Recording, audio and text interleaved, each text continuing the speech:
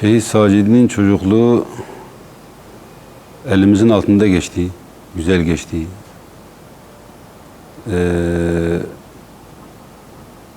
Sempatik geçti, şu anlamda sempatik geçti. Yani çocukluğundan itibaren İslami marşlarla başlayan bir merakı vardı. İslami marşları dinliyordu. Şehitler Kervanı'na düşkünlüğü vardı. Mesela bizim berbere geldiğinde sürekli onları açardı, dinlerdi, keyif alırdı. Bir merakı vardı yani o Şehitler Kervanı'nın müziğine, müziğin ruhuna, onda bir ruh vardı diyordu. Bu Şehitler Kervanı'nın müziğinde bir ruh vardı diyordu. Ondan zevk alırdı. Yani 10 yaşından sonra bir merakla başlayan bir serüveni vardı yani İslami cemaate özellikle. Yani buluğ çağından sonra, ilkokul çağından sonra o merak biraz şeye dönüştü, fiiliyata dönüştü yani. Sacid'i İslami camiayla ilişkilendirme anlamında yani anlatacak olursak mesela şu samimiyeti, ihlası ve bağlılığı diyebilirim yani. Yani hani klasik insanlar mesela Müslüman dahi olsa çeşit çeşittir. Yani mesela bir insan önce dünyayı kendine gaye edinir. İslami açıdan yani İslam'ın farzlarını ya da gerekliliğini mesela ikinci plana atar. Bazısı vardır ki bu tam tersidir. Mesela İslami yönünden her şey onun için amaçtır, dünya araçtır. Sacid öyle biriydi yani davasında ihlaslı, samimi, gayretli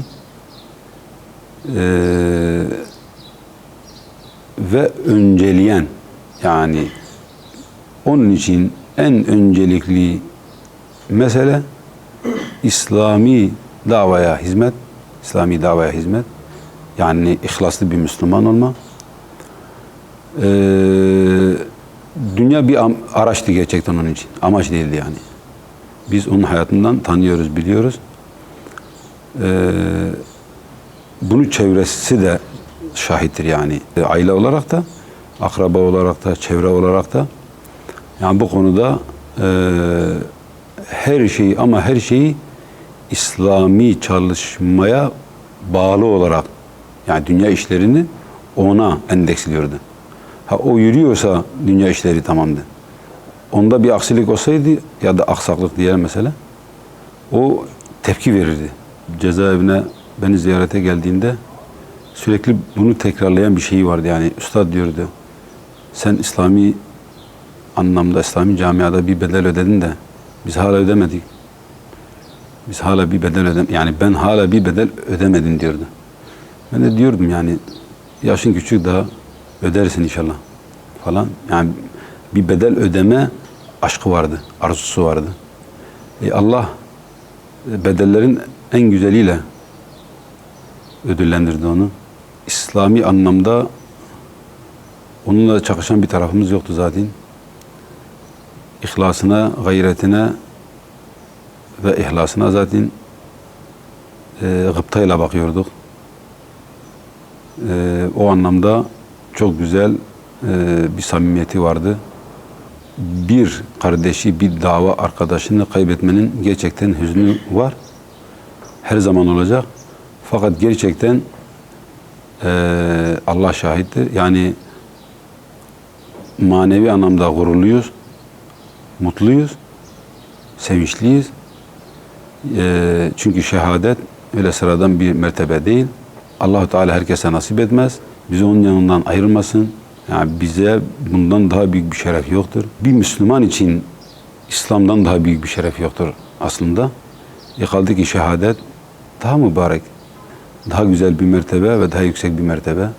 Bizim taziyemize 3 gün boyunca geceli gündüzlü katılım sağlayan başta Genel Başkanımız Sayın Zekeriya Yapıcıoğlu olmak üzere diğer milletvekillerine çok teşekkür ediyoruz. Sonsuz teşekkürler ediyoruz. Yani bizleri, ailemizi, şehidin ailesini yalnız bırakmadılar. Üstlerine düşen görevi en iyi şekilde yaptılar. Bu konuda onlardan memnunuz ve Allah razı olsun diyoruz. Yakın çevremiz dahi böyle bir takdiri söylediler bize. Bir genel başkan, bir milletvekilleri 3 gün boyunca yani taziyenize katılım sağladılar. Gereken her şeyi maddi ve manevi anlamda eksiksiz karşıladılar. Bu bize güç verdi. Ailesine güç verdi. Allah onları muvaffak etsin. Yollarını açık etsin. Bu tür saldırıların yani olmamasını temenni ediyoruz. Namazda ve secdede şehit olmanın Allah katında mükafatı çoktur, büyüktür. Herkese nasip olmaz. Ama bu tür yani kendini bilmez insanların secdede insan katletmeleri ya da katledebilmeleri ni oluşturan yani bu vahşeti oluşturan bireyler de istemiyoruz yani. O konuda katil veyahut katillerin yani en kısa zamanda şu an itibariyle mahkeme sonuçlanmış değil. Fakat en ağır cezayla cezalandırılmasını zaten istiyoruz. Onu da Allah'a havale ediyoruz. Biz Sacit'le görücü usulü evlendik. İlk önce görüşme oldu. Ondan sonra istemeye geldiler. Düğünümüz de Kurban Bayramı'ndan sonra olacaktı. Sonra 6-8 Ekim olayları oldu. Düğün yapacaktık. Düğün çok istiyordu. Özellikle orada olmasını çok istiyordu. Ama 6-8 Ekim olayları olunca bir de bizim bu kadar şehidimiz varken bana düğün yapmak yakışmaz dedi. Biz de düğün yapmadık. Kısa bir mevlüt yaptık. Ondan sonra işte bu şekilde böyle evlendik. Ben de zaten 2 yıllık bir medrese eğitimim var. Medreseye gitmiştim. Ama Sacit'in bilgisi biraz daha çoktu. Onun bende emeği çok çünkü. Yeni öğrendiği şeyleri mutlaka eve geldiği zaman anlatırdı. Biz hep İslami konu üzerine konuşurduk. Hep İslam'ı anlatırdı. Özellikle de ben bu davayı bilmek istediğim için her zaman ona davayı sorardım. Hiç yani bıkkınlık, usanmışlık göstermeden her zaman İslam'ı, bu davayı anlatırdı. Özellikle de şehitlerin hayatını bana çok anlatırdı. Yani çok yoğun biri olmasına rağmen yani şehitlerin hayatını anlatmadan geçmezdi. Yeri geldiği zaman yemek sofrasında anlatırdı. Yeri geldiği zaman çay molasında mutlaka ya İslam'ı anlatır ya şehitlerin hayatını anlatırdı bana. Bir ara kendisine şehit olmayı ister misin dedim.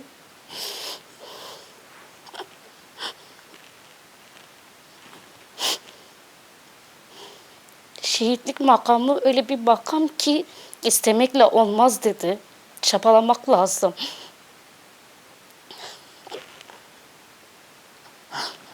Mücadele etmek lazım dedi. Sahabe gibi yaşamak lazım dedi. Yani o makam öyle işte ben istiyorum Allah'ım bana ver demekle olmuyor dedi. Bu dava uğrunda her şeyini katacaksın demişti.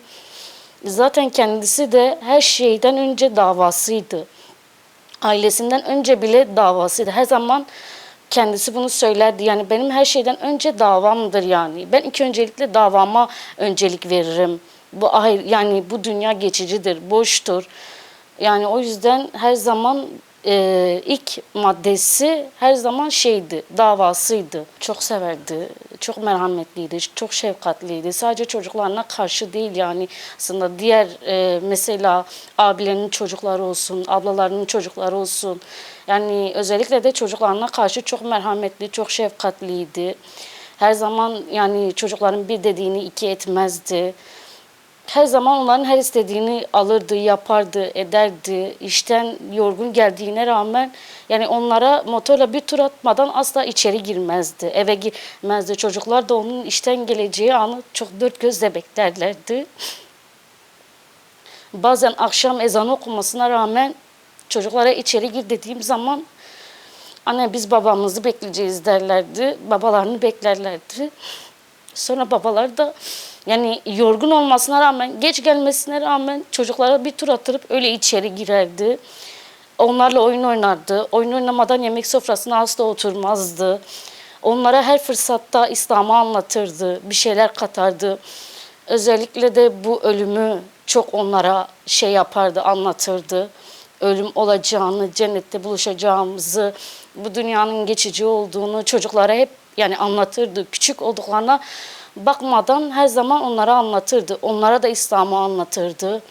Çok yoğun biriydi. Yeri geldi Umut Kervanı'nda, yeri geldi mektepte, yeri geldi en son zaten partide çalıştı.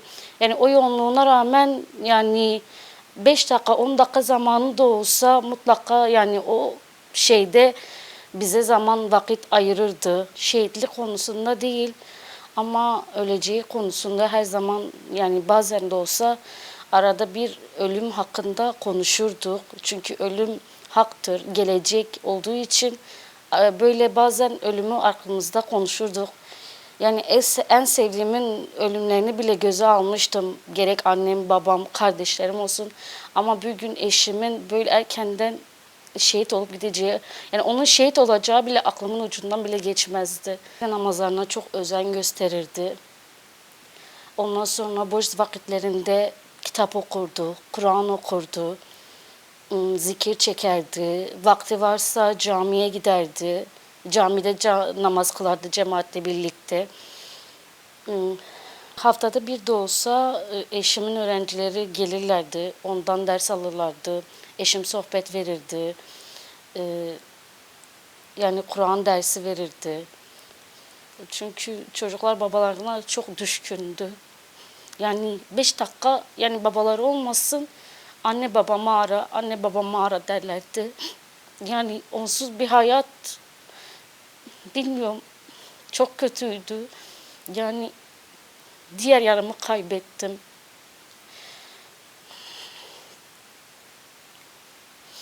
Ama Allah yolunda gittiği için, şehit olduğunu bildiğim için ve bu da muhakkaktır ki yeri kesinlikle ve kesinlikle buna inanıyorum ki yeri iyidir.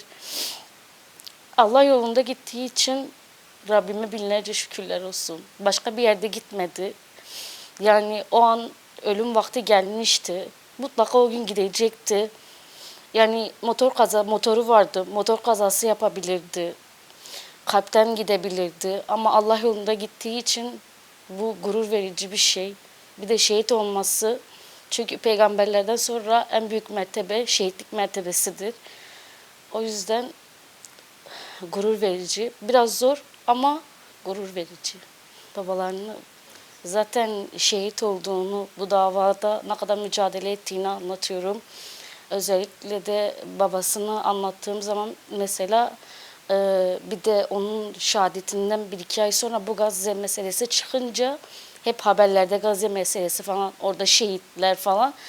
Oğlum artık hani ben de babam gibi şehit olmak istiyorum diyor. Ben de babam gibi bu yolda gitmek istiyorum.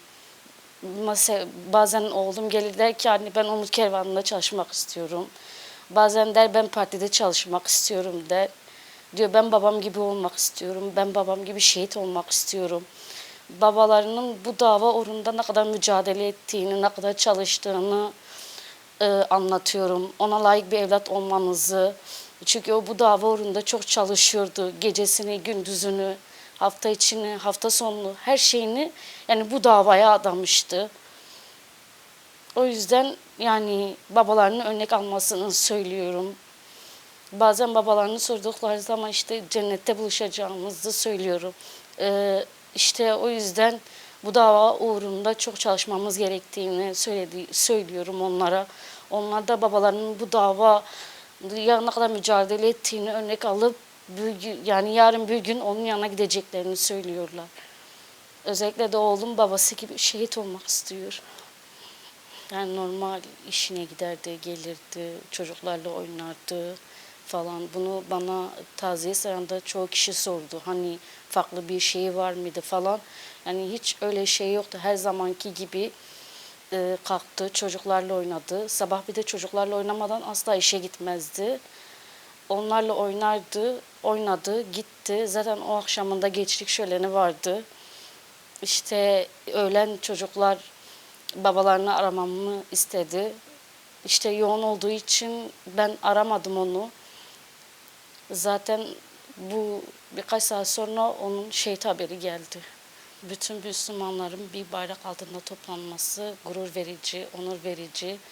Arkadaşlar da söylemişti. Yani hiç bir zaman yani diğer şehitlerimizin hani cenazeleri bu kadar olmamıştı. Sadece ki bu kadar olması gurur verici. Yani benim oğlum hiç durmuyor. Asla hiç kimsenin yanında durmaz. Özellikle annesiyle babası hariç hiç kimsenin yanında durmaz. Orada Zekeriya Yapıcıoğlu'na sarılması, sessiz durması çok tuhafıma gitti. Yani dedim belki hani bağırır, çağırır. Yani bir başkanın çocuklara sarılması, taziye dileğinde bulunması, yani diğer partiler hariç sadece Hüdapar vardı. Zekeriya Başkan'dan başka hiç kimse o çocuklara sahip çıkmadı. Duygusal anlar yaşandı orada. Gerçekten duygusal verici bir şey. Ben de bazen önüme geldiği zaman kendimi tutamıyorum, ağlıyorum. Bir başkanın bir çocuklara öyle sarılması, öyle sahiplenmesi yani takdire şayan. Bence konuşmamın başında da dediğim gibi şehitlik sadece istemekle olmuyor. Çünkü işte ben şehitliği istiyorum, Rabbim bana şehadeti versin olmuyor. Gerçekten bu dava uğrunda her şeyini feda edeceksin. O da her şeyini bu dava uğrunda feda etmişti. Onun önceliği her zaman eşi, çocukları, annesi, babası değil davasıydı. Her zaman davasına önem verirdi. İlk önceliği, ilk maddesi her zaman davaydı. Bu davada çok mücadele etti, çok çabaladı. Verilen hiçbir göreve hiçbir zaman itiraz ettiğini görmedim. Her zaman itaat ederdi. Bu görev bana niye verildi, ben niye yapıyorum, başka adam yok mu gibisinden hiçbir zaman ondan duymadım. Aksine verilen görev neyse layıkıyla yerine getirmeye çalışıyordu, çabalıyordu her zaman.